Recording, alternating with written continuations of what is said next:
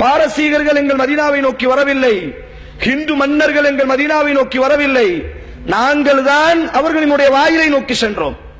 அதற்கு 3 விதமான நிபந்தனை. முதல் நிபந்தனை, இன்னா நஹ்னு நரிசுல் அர்ض வமன் அலைஹா வஇலைனா யுர்ஜஊன் வலகத் கதப்னா ஃபிஸ் ஸபூர் மின் பஅதி ذிக்ர் அன்னல் அர்ض யரிசுஹா இபாதியஸ் ஸாலிஹூன்.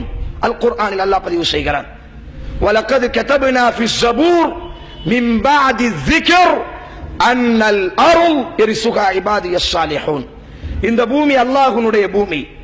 இந்த பூமியில் ஆட்சி என்று ஒன்று நடக்க வேண்டுமையானால், அப்படியெல்லாம் ஒரு சக்தி இருந்தால், இப்பொழுது முஸ்லிம்களினுடைய சூழல், இப்பொழுது முஸ்லிம்களினுடைய நிலைமைகள் எல்லாம் வாழ்வதற்கே கவலைப்படக்கூடிய ஒரு சூழலில் நாங்கள் வாழுகிறோம். ஆனால் யதார்த்தத்தை நாங்கள் தெரிந்து கொள்ள வேண்டும். கண்டிப்பாக உலகம் ஒரு நாள் இதன் பக்கம் வந்துத்தான் ஆக வேண்டும். இப்படி ஒரு சூழலை உலகம் சந்திக்கத்தான் போகிறது. அதில் நாங்கள் உறுதியாக நம்பியிருக்கிறோம். அல்லாஹ் அந்த காலத்தை எங்கள் மூலியமாகவோ எங்கள் தலைமுறை மூலியமாகவோ ஏதோ ஒரு சூழலில் அல்லாஹ் இந்த உலகத்தை அப்படி மாற்றுவான். அல் குர்ஆனில் அல்லாஹ் சொல்கிறான், அன்னல் அர்ض யரிசுஹா இபாதியஸ் ஸாலிஹூன். இந்த பூமியினுடைய வாரிசுகள் யார் என்று சொன்னால், அல்லாஹ்வை நம்பக்கூடிய உண்மையான இறை நம்பிக்கையாளர்கள் மட்டும்தான் இந்த பூமி பரப்பினுடைய வாரிசுகள். இந்த பூமியை யார் ஆள வேண்டும்? அல்லாஹ்வை நம்பிய இறை நம்பிக்கையாளர்கள் மட்டும் ஆள வேண்டும்.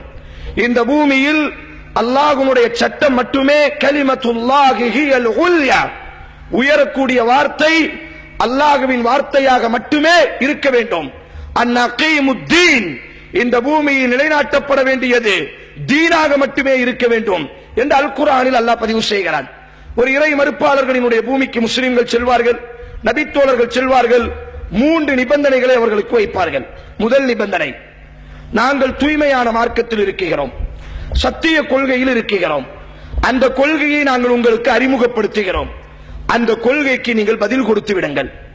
மன்னர்களுக்கு முதலில் கடிதம் அனுப்புவார்கள் வெளியில் இருந்து கொண்டு. ரசூலுல்லாஹி ஸல்லல்லாஹு அலைஹி வஸல்லம் எல்லா நாட்டு மன்னர்களுக்கும் அஸ்லிம் தஸ்லம், இஸ்லாத்தை ஏற்றுக்கொள், ஈடேற்றம் அடைவாய், இதை நீ மறுத்தால் கண்டிப்பாக அந்த மக்களினுடைய தீமையையும் உனது தலையை நீ சுமப்பாய் என்று அல்லாஹ்வின் தூதர் கடிதம் அனுப்பினார். அதுபோல படை வீரர்கள் செல்வார்கள். அவர்கள் அந்த நாட்டு மன்னனை அழைப்பு கொடுப்பார்கள். அந்த நாட்டு மன்னன் ஆராய்ச்சி செய்து பதில் கொடுத்து விட்டால், முஸ்லிம்கள் அந்த நிலத்தை அப்படி அவர்கள் கையில் கொடுத்து விட்டு, இதற்கு பிறகு அல்லாஹ்வின் ஹுக்மின் அடிப்படையில் நீங்கள் ஆட்சி செய்யுங்கள் என்பதாக அவர்கள் திரும்பி விடுவார்கள்.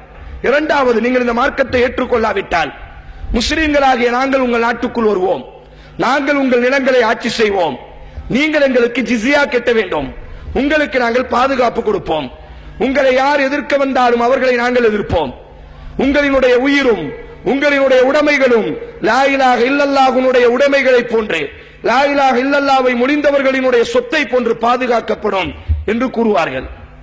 இந்த 2 விஷயத்திற்கும் அவர்கள் கட்டுப்படாவிட்டால் மூன்றாவதாக சொல்வார்கள், எங்களினுடைய வாள்கள் மட்டுமே இதற்கு பிறகு பேசும், இதற்கு பிறகு இந்த பூமியில் உங்களோடு பேசுவதற்கு நாங்கள் தகுதியற்றவர்கள், எங்களோடு உரையாடுவதற்கு நீங்கள் தகுதியற்றவர்கள்.